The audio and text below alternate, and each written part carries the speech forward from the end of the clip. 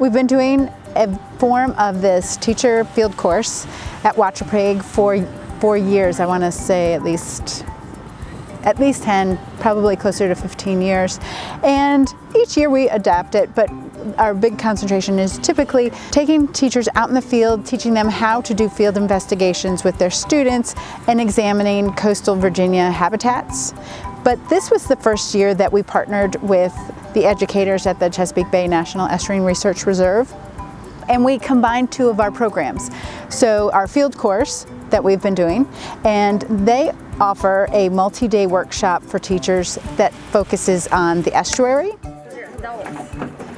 So we had this combined field course with the teachers, and then that way it also let us leverage the financial resources that both of us had and the staffing resources that we both have to pull together the week-long field course.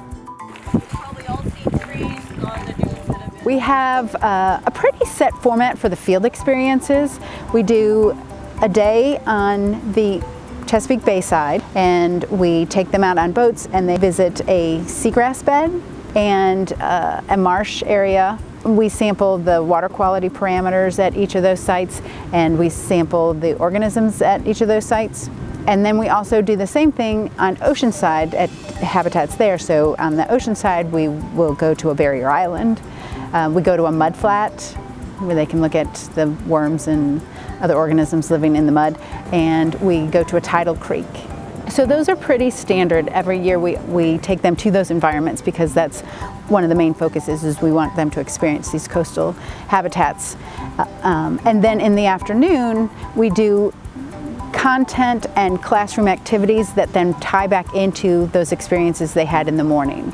And so a lot of the information will be the same and some of the activities, but as we get new activities, we'll pull those into the afternoon classroom sessions. They really enjoyed the activities and the lesson plans that we have that are ready for them to implement in their classes.